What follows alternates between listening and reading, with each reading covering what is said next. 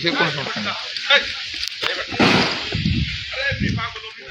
চুয়াডাঙ্গার জীবননগর উপজেলার খয়েরহুদা গ্রাম সংলগ্ন ফাঁকা মাঠে পুরাতন ব্যাটারি মজুত ও পুড়িয়ে পরিবেশ দূষণের দায়ে আব্দুর রহমান নামে এক ব্যক্তিকে 50,000 টাকা জরিমানা করেছেন ভ্রাম্যমাণ আদালত। মঙ্গলবার বিকেলে চুয়াডাঙ্গা জেলা প্রশাসনের সহকারী কমিশনার ও এক্সিকিউটিভ ম্যাজিস্ট্রেট সাগর দেয়ের নেতৃত্বে এ অভিযান পরিচালিত হয়। ভ্রাম্যমাণ আদালত সূত্রে জানা যায়, আব্দুর রহমান খয়েরহুদা গ্রামের পাশে ফাঁকা মাঠে অস্থায়ী কারখানা স্থাপন করে বিপুল পরিমাণ পুরাতন ব্যাটারি মজুত করেন। পরে সেগুলো পুড়িয়ে সীসা আহরণ করছিলেন, যা স্থানীয় পরিবেশের জন্য মারাত্মক ক্ষতিকর। অভিযানে প্রমাণ পাওয়ায় বাংলাদেশ পরিবেশ সংরক্ষণ আইনে তাকে 50,000 টাকা জরিমানা করা হয়।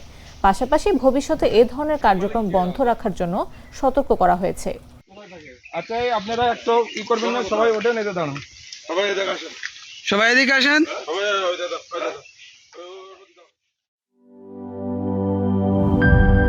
ইউরোপ, এশিয়া, আমেরিকা যেখানে যাই, বিশ্বের 145টি দেশে আজ ফ্রুটো পাই।